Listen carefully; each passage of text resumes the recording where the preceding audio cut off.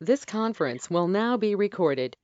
Okay, so today's topic is the very interesting and unusual fast day that we have tomorrow. Okay, we know we have the one Torah mandated fast day, and that is, of course, Yom Kippur. And on whatever day that falls out, that is when we have that fast day. Now, granted, the rabbis do have some leeway in terms of the months, and thereby deciding, like we have a rule, lo adu rosh, which means Rosh Hashanah never falls out on a Monday. I'm sorry, on an adu, not on a Sunday, okay? Nor does it fall out, nor does it fall out on a Wednesday, okay? Nor does it fall out on a Friday. Now, the Wednesday and Friday is in order to avoid having Yom Kippur on either a Friday or a Shabbos. So you don't want to have those 2 days where you can't do malacha back to back. But Yom Kippur can, and not so unrarely, in fact, does fall out on Shabbos. Besides that one Torah mandated fast, we have rabbinic fast days that were instituted, and those, almost all of them, will never fall out on Shabbat. According to our present calendar that is set and organized going in 19-year cycles until Mashiach comes, so that was set in a way that none of the fast days fall out on Shabbos. We're going to hear something unique about the 10th of Tevet, and that actually, the fact that we have a fast day tomorrow is also very, very unusual for the rabbinic fast days. So let us begin. What is this 10th of Tevet? What happened on the 10th of Tevet?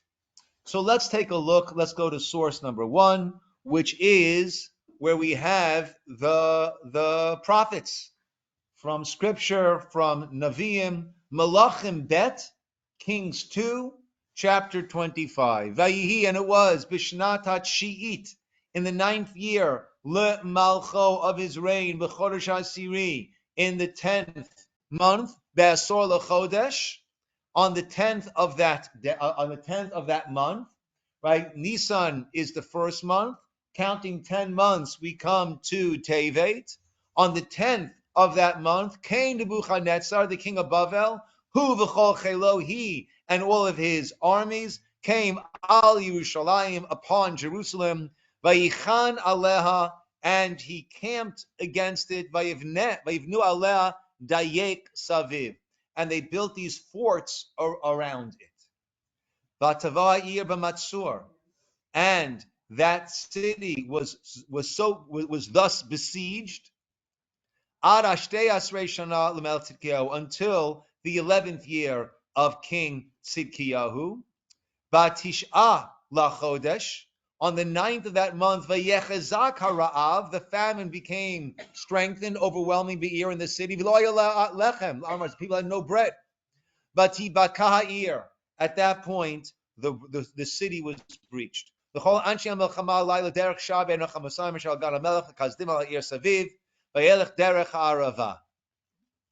the men fled by that night by the way of the gate between the two walls, which by the king's garden. So the breach of Jerusalem came years after when the siege began. Now, what should be a little bit strange to us? The 9th day of the 4th month, Nisan, Iyar, Sivan, Tammuz, right? And it's the 9th day of Tammuz. That's when the city was breached. Why should that raise some eyebrows? The 17th of Tammuz is our fast day for the breach of the city. And the 9th of Av is the fast day for the burning, the destruction of the temple. So whereas both the first and second temple were in fact destroyed on the 9th of Av, however, the city was breached the second time, the second temple, it was breached on the 17th of Tammuz, And the first temple, as we're reading over here, was breached on the 9th of Tammuz. So why did we declare the 17th, the date of the breaching of the city of the second temple? Why is that the national fast day as opposed to that of the first temple? It's the latest breaching, and we're still living in that breach. We're still living in the results of that breach. That's why we focus on that. But on the 10th of the month of Tevet, the 10th day of the 10th month, that is when the siege began. And we'll see that we have a special focus often. It says in Pirkei Avot, Ezehu Chacham, who's a wise person. So a number of answers are given. One answer is Halomein Mikol Adam, one who learns from everyone. Another answer that's given is Haroa et hanolad, one who sees that which results from these things, one who looks ahead, right? Another expression similar, Chacham einav birosho, a wise person, Chacham einav, his eyes are birosho, his eyes are in his head, he looks ahead. So therefore, we don't just look at the final step. We need to look at and understand and analyze that which led up to it. And therefore, we have a focus on this start of the siege, which years later actually led to the breach of the city and the ultimate destruction of the temple.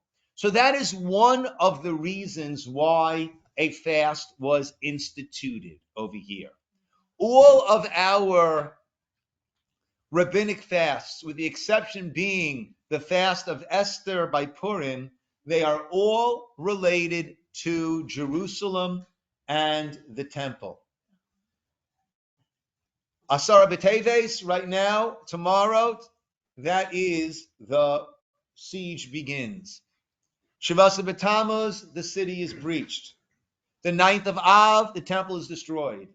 Even Som Gedalia, the fast of Gedalia that we observe right after Rosh Hashanah, that is when Gedalia, who was the court, who was the government appointed, right? The Babylonian appointed, the Babylonian appointed leader, he was the one who was assassinated. And because of that, the remnant of Jews felt unsafe, and they all left. So that was a further step in this exile that was taking place. But wasn't that Jews in the government? It was.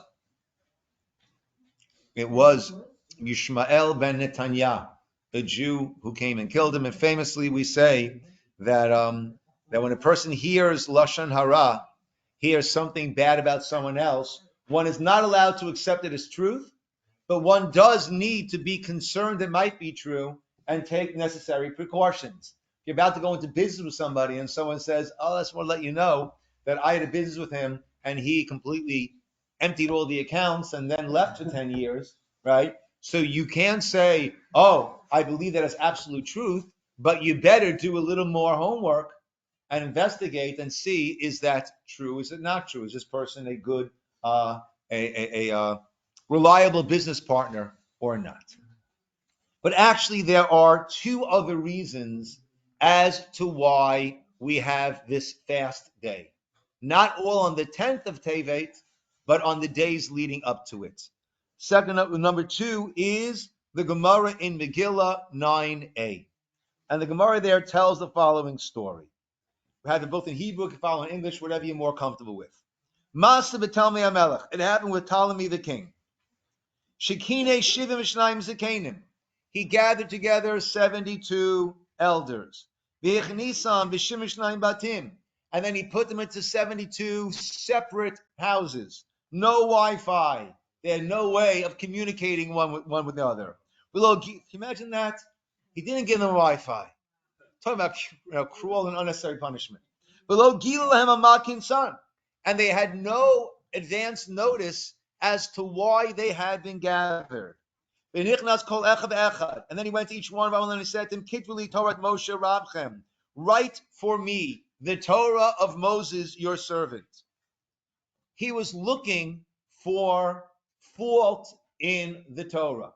He was looking to use the Torah to prove his own mistaken notions and to discredit the Jewish people. God put into the heart of each and every one of them Eitzah, counsel. And they all agreed to translate it into Greek, all in the same exact manner, making certain alterations along the way. For example, instead of Bereshit, in the beginning, Bara Elokim, God created, that can be misconstrued as there's a super God called Bereshit, who created Elokim, who created God, who then created heavens and earth, which would speak to a multiplicity of gods, of deities. Amongst other things that they changed, I mentioned before, Arnevet is one of the non-kosher animals. His wife's name was Arnevet, right? Arnevet in English is what? A rabbit. Maybe she went by the nickname Bunny. Who knows, right? But whatever it might be, right? They took out Arnevet, lest he say the Jews are mocking me, and they put my wife in there as a non-kosher animal, right? Amongst many other changes. The Kasvilo, yeah, but he left the rabbinate because he was much more successful. The Kasvilo Elokim bara bereshit. They wrote Elokim bara bereshit. God created in the beginning, as opposed to Bereshit bara Elokim, which again I said could be misdefined as a multiplicity of gods. Ese Adam b'tselem uvidmut. The pasuk says Naaseh Adam, let us make man, and many different explanations. Naaseh Adam, right? God partners with us. Right? We partner with God. God partners with us in the making of yours truly, ourselves. Right? They changed it to Ese Adam b'tselem to us. Vayechal b'yom hashishi, vayishbot b'yom hashvi'i. Oh, interesting. What do we say? God finished on the seventh day, and he rests on the seventh day. What? God worked on Shabbos? So either God created the concept of Menucha, that was the seventh day creation, or right at the Ben Hashmoshe, that was the transition time. In order to keep it clearer for this person looking for faults, they instead wrote God finished on the sixth day and rested on the seventh day. Zachar nekeva bira'o v'lo katvu bira'am. Right? He created him, not created them. Hava erdava evala. Instead of let us go down, Hava I will go down. Okay. So these are the changes that were made. And it was a tremendous miracle that they all came out with the same exact translation, the same exact changes. However, his goal in doing this was to debase the Torah, to take away the grandeur of the Torah. As I mentioned in the newsletter we had this week, right? This was not Art Scroll. This was not how can we disseminate Torah to the Greek-speaking populace, right? As Art Scroll has done amazingly to the English and now French and Spanish-speaking, Russian-speaking world. Rather, this was an attempt to strip the Torah down, to turn it into what might later become, as it did, Reader's Digest condensed Bible. I kid you not, they have that. And they leave out all the things that, according to the esteemed editors of Reader's Digest condensed Bible, are unnecessary. Right? So that's what he wanted to do, and that was a tragic day for Bnei Yisrael, for the children of Israel. Yes, Jan? I've always also wondered, though, the Chazal, the sages that did that, the 72, didn't they think there was a risk that he would now promulgate this as the definitive version that would go forth with those changes? In Greek. Right. In Greek. It's still around, the Septuagint. It's still around today. That's what became the definitive translation for English, and also I don't know if it came from English. I don't know if the King James came from there. Yeah, it came from the Greek first, I believe. Yeah, could be. And then also, since you said that, But let's deal with that first, right? We need to make sure that the Jews are not getting slandered and killed, and then we could worry about what he might do with it. And then didn't you also say that it's okay to, only other language that it's okay to translate or to put Written in.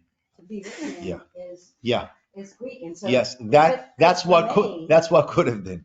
That's not the way it went though. That was not right. They were not looking to beautify and embellish and add to the Torah. They were looking to demean it. Yes, Cheryl. Yeah. All these 72 stages all wrote the same exact thing. What was accomplished on the side of the planks? They had what they thought was a legitimate translation, and they were not able to find things in there that they would use to speak about multiple gods, etc., etc. So that's a good thing. Right? It's a good thing that a miracle happened and we were saved. At the same time, it was the Chazal, the sages compare this to a lion. I think I've told the story before. When I was I took my kids to the zoo, and the lions had this big glass window, good thick glass window. I see you really right up against it. And there's this little girl who went to the window and was infuriating a lion. And the lion is like, and crashes against the glass. And he has his mouth there and he's drooling. Right? And everyone's crowding around. Right? This is like amazing to see. Right? And the thought I had to myself is, this is how it looked the moment before the glass cracked. It didn't crack. But my thought was, this is how it looked the moment before the glass cracked. Here is this powerful lion that is being mocked and just, by turning the Torah into this. It's like that lion, Chazal say, that's terrorizing the countryside, and then it's put into a wagon. It's put into a cage in a wagon, and all the kids come and throw stones at it. Oh, that's all it is? We're not afraid of this, right? And you take the Torah with its shivim panim, its 70 facets, and the pardes and the pshat, every level of understanding, and all the books and books that are written on every word and every letter, and you put it down into Reader's Digest condensed version, right? Yeah, so that is a tragic day for us. But on the other hand, they weren't able to, be tested or. Yes, but it was tremendously reduced. That's a good word. Reduced and debased. Yes, Esther. And perverted into. And perverted, right? So that's also an excellent point Esther's making. Yeah. So the fact that we need a miracle happened that we were able to pervert it in a manner that didn't lead to a slaughter. But the very fact that it needed to be perverted in such a manner is tragic. Thirdly, that according to some, this is the 9th. That was on the 8th. On the 9th of Tevet, Ezra, the scribe, died. It's the yahrzeit. Today is the yahrzeit of Ezra HaSofer. Today is the yahrzeit of Dr. Raymond's father. What is his name? Wolf. I'm sorry? Wolf Zuckerman. Wolf. Zev ben Avraham Alevi. Zev and Avraham Alevi. May your learning and all of our learning serve to elevate his soul. And now you know that your father and Ezra of the famous book of Ezra, and Ezra, besides the own book, Ezra also wrote many of the Sifrei Tanakh, many of the books of Scripture, right? Your father and Ezra share the same yahrzeit, and this was a tremendous blow. Ezra was like Moshe in his generation, right? And the Torah, had it not been given to Moshe at that time, it would have been given to Ezra in his time. And Moshe and Yeshua led us to Israel and Ezra for the Second Commonwealth led us to Israel. And also Ezra's death basically brought about the end of the era of prophecy, right? So therefore it was a very, very, very sad day for Klal Yisrael, the Jewish people, and for the world. Yes, Mr. Dove. You remember? Wow. You're older than I thought, Dove. I was going to say,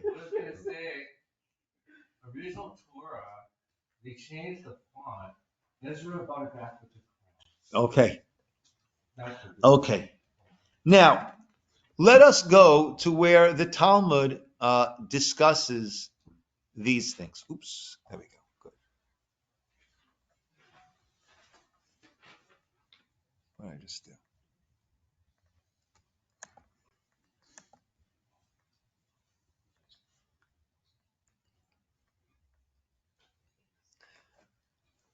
Okay. So remember we mentioned. Okay. The Mishnah in Tanit, the bottom of the first side, says as follows. The Gemara brings two psukim about the Chorban, about the destruction of the temple. One pasuk speaks about the 7th of Av. The other pasuk speaks about the 10th of Av. Yet, it is the 9th of Av that we commemorate as the date of the destruction of the temple. The Gemara explains. Ha-ketzad, right? The English is on the other side. Beshiva, on the 7th, nichnasu nicharon lehechal. The idolaters, the heathens, entered into the Beit HaMikdash. V'achlu, and they ate. V'kilkulubo, and they desecrated there. That was Shvi, Shmini, Utishi, the 7th, the 8th, and the 9th. And the 9th day, when it was almost nightfall, Hitzitu bo et haor. The fire there was lit. V'hayadolek v'holech kol hayom kulo. And then it burned throughout that entire day. Shenemar oilanu ki panah hayom ki inatu tzalale erev. Woe to us, for the day is declining, the shadows of the evening are stretched out. The tzalale erev, inatu, are stretched out. V'hainu dam Rabbi Yochanan. And that's what Rabbi Yochanan said, Ilmala yiti ba'oto ador, if I lived in that generation, lo kamativ ela ba'asiri. I would have established it when? On the 10th of Av. It would have been Yud. I said a Tisha B'Av. It would have been the fast of Yud B'Av, the 10th, not the 9th of Av. Majority of the burning took place on the 10th. And therefore that should have been the day that we designate as the date of the destruction of the temple. The Rabbanan. So Gemara goes on and says, so the rabbis, right? Rabbi Yochanan was not, his opinion did not carry the day. The consensus opinion was, as we do, the 9th of Av is the designated day. The Rabbanan, the rabbis, how do they view it? Atchalata depor anuta adifa. Atchalata, the start of the Puranut, the start of the tragedy. Adifa, that is the point that we must look at. It started to burn on the 9th. That is the point that we need to focus on. Now, when the Navi Yechezkel is talking about this, listen what he says. It's on the second side now.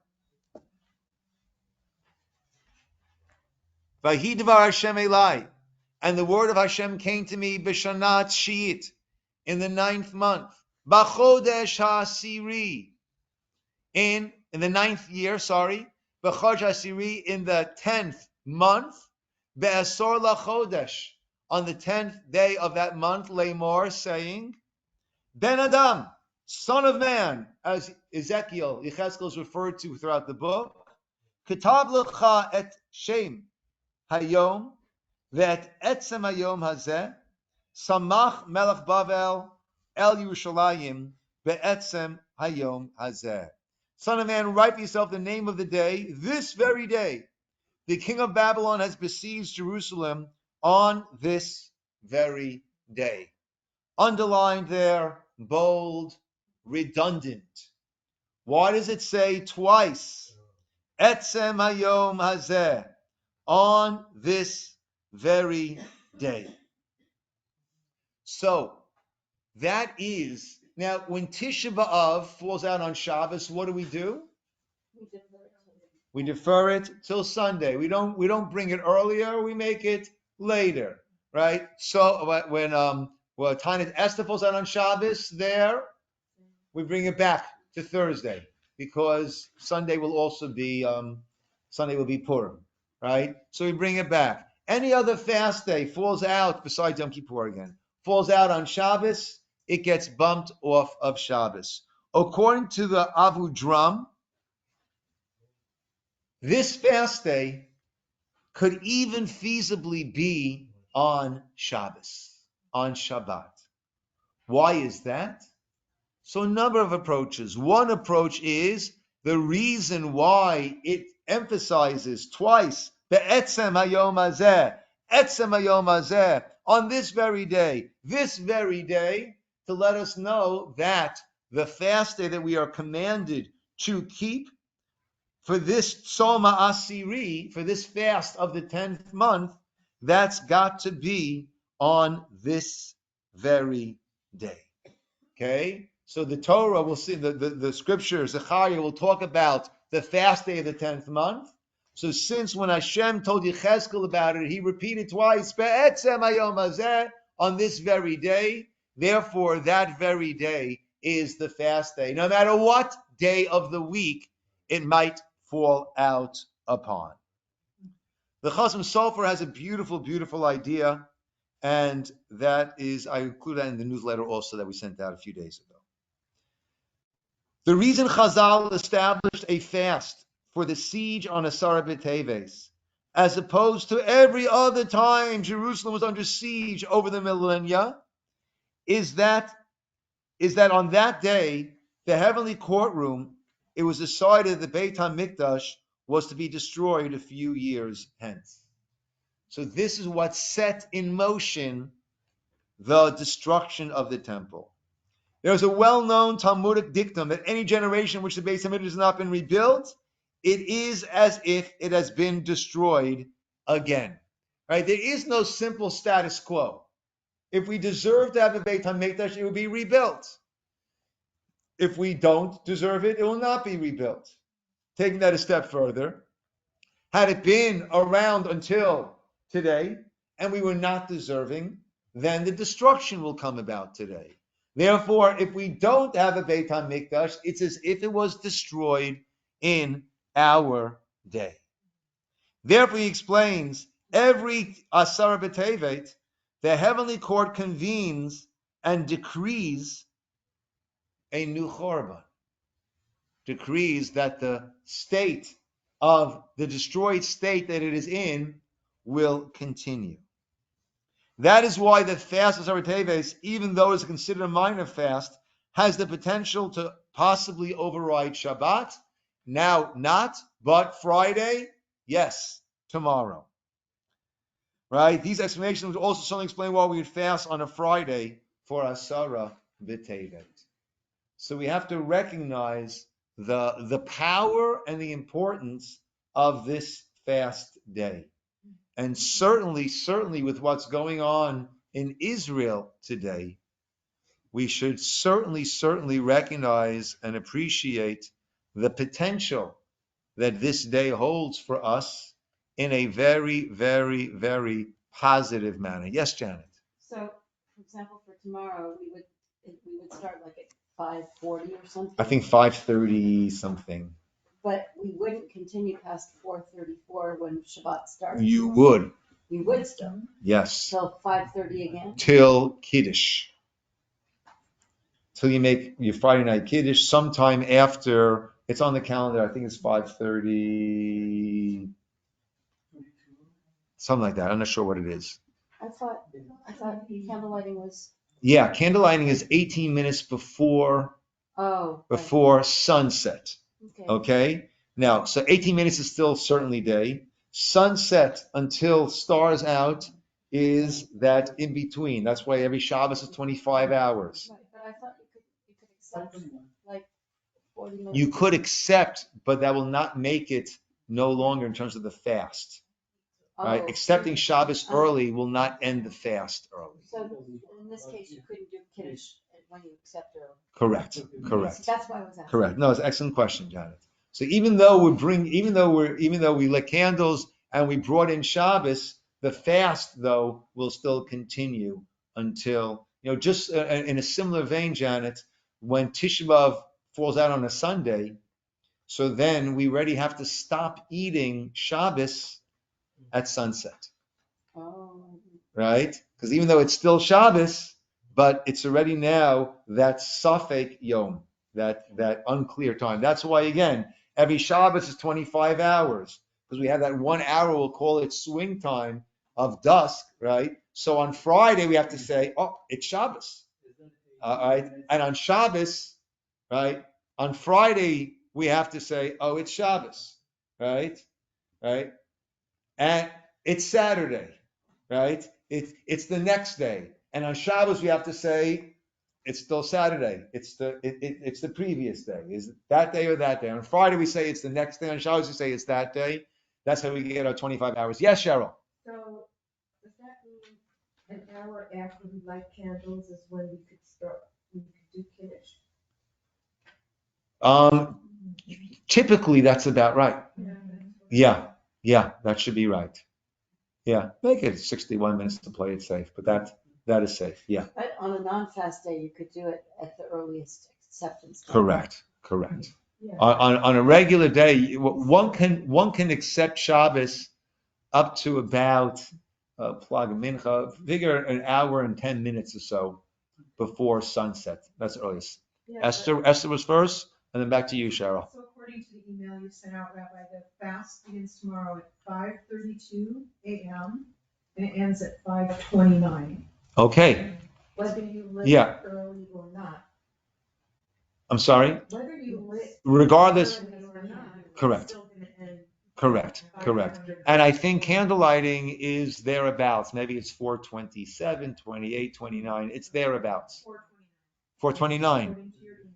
That's it. Perfect. So that's your exactly 1 hour. 4:29 candle lighting, 5:29 Kiddush.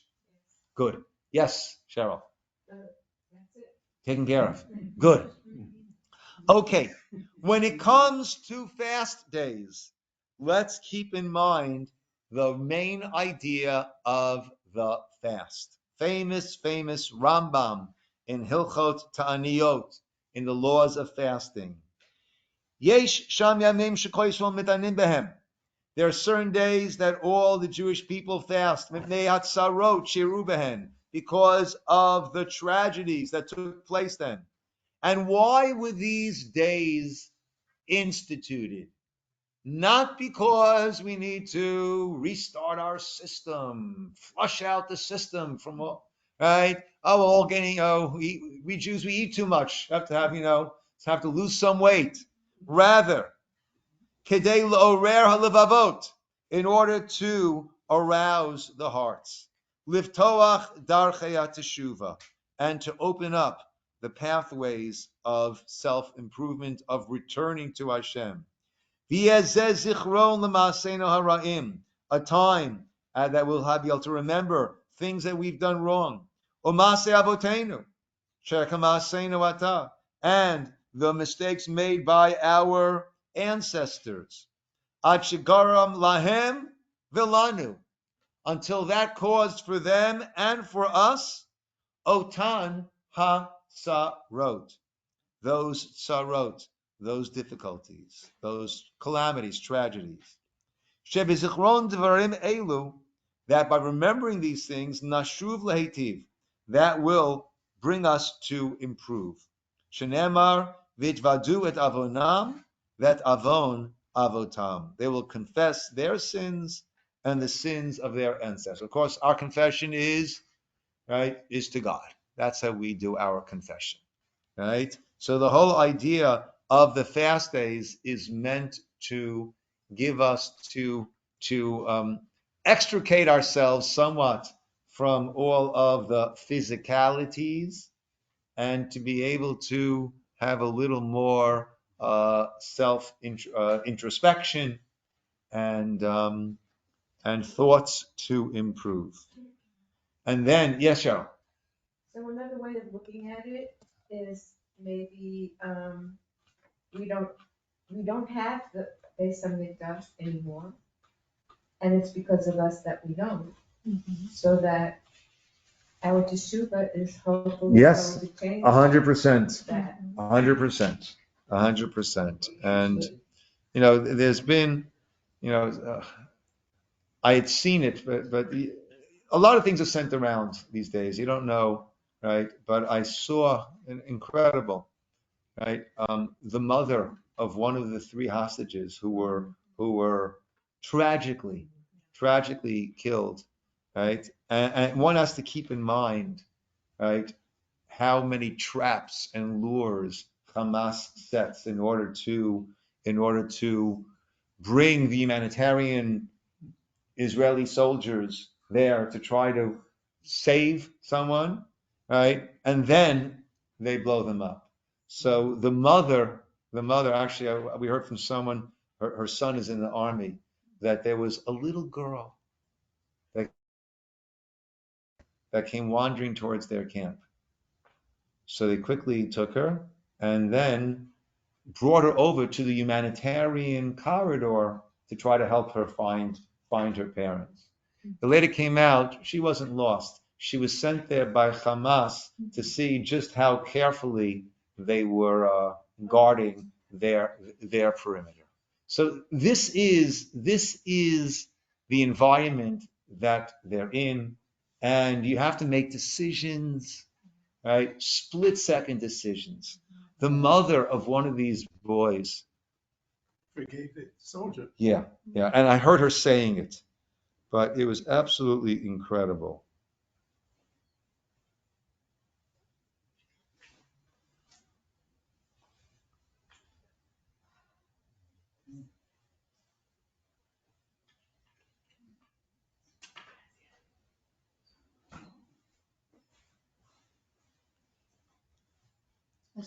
His mother, Iris, sent a voice message today to the soldiers who shot her son.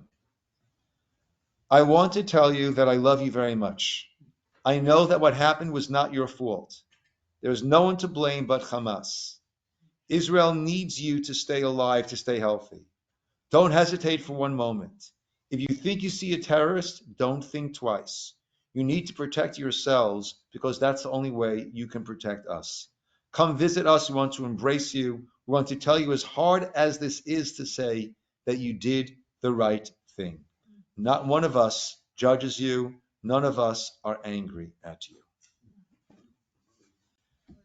That's what we are in the midst of, and there is a tremendous movement of the Jewish people reconnecting to their Judaism on all fronts.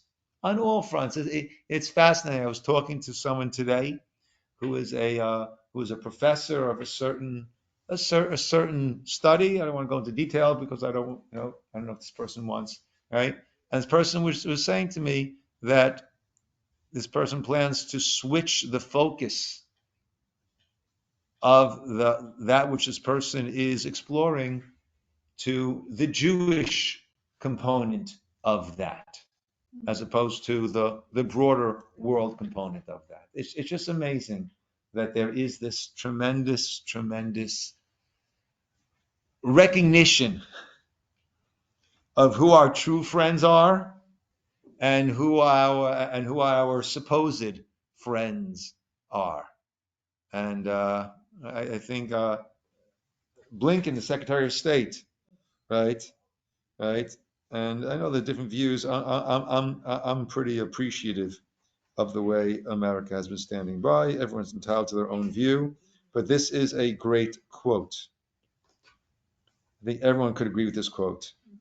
Why doesn't anyone ask Hamas to lay down its weapons? I did. I don't hear anyone asking Hamas to stop hiding behind civilians, lay down its weapons and surrender. If that happens, it will all be over tomorrow.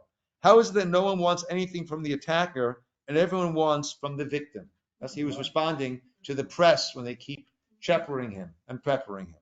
Well, how is it that no one wants anything from the attacker and everyone wants from the victim? I know you do, Jenna. I also do. But we're not on a, but we're not on a world stage. Yeah. Yeah, but we're not on a world stage. Yes, yes, yes. I guess Blinken didn't get your recording. That's why he made this statement. No, that's on the wrong stage. Okay, let's see the very last source, the pasuk in Zechariah, and may it be fulfilled speedily in our days. Komar Hashem Tzvakot. Thus says Hashem, the Lord of hosts. Tzoma Revi'i, the fast of the 4th month. Nisan, Iyar, Sivan, Tammuz. That's the 17th of Tammuz. Tzom HaChamishi of the 5th month. That is Av. Tzom HaShvi'i. That is the Tishrei. That is going to be Tzom Gedalia. V'Tzom HaAsiri. And the fast of the 10th month. That is tomorrow. These fast days, Yihiyeh LeBeit Yehuda. They will be transformed for the house of Judah, l'sason u'lesimcha, for joy, happiness, l'moadim tovim, happy festival days for the house of Judah, va'emet va'shalom ehavu, right? Truth and peace, ehavu, right? You must love and seek. That's what we hope. And like we said, tomorrow is a very, very important fast day, especially in light of what's going on with Israel. Our brothers and sisters there, my son there, we all have family there. And especially important. And let's each do our part to bring about the transformation that Zechariah here in Perek Chet, Pasuk Yud Tet, 8:19, is talking about. May it come speedily in our days, even by tomorrow. Let's have tomorrow as a celebration. So Raj said, it was very interesting. He said, so if you're on an airplane and you order a kosher meal, because it didn't occur to you yet, because when you have to book your airplane so far in advance, will they not serve you? I think they will serve you. No, I meant yeah. He was pointing out that would be the true kosher way. Yeah. Yeah. Well, if a person's not well, person's pregnant, nursing, right? There are many allowances. They might not, but once Shabbos, once it's, anyway. Yeah. So. Yes, Cheryl. Do we know how Max is doing? I haven't heard any particular updates about that. Okay, my friends. Yes. Yes, I'm clear on the reason for the destruction of the second temple, but I'm not clear on what the basic reason is for the destruction of the first temple. So the Talmud says that the first temple was destroyed because of the three cardinal sins that were taking place amongst us. And that would be idolatry, adultery, or other sexual misdeeds, good, right? And also murder. By the second temple, that was not the case, but there it was that Lashon Hara. It was, yeah. I thought how did that all those overtake? Because I thought many of the tribe were so inspired that it was still a pretty righteous set of generations. When's this? Before the first temple. By leading up to the destruction of the first temple? Uh-huh. There were, but it seems that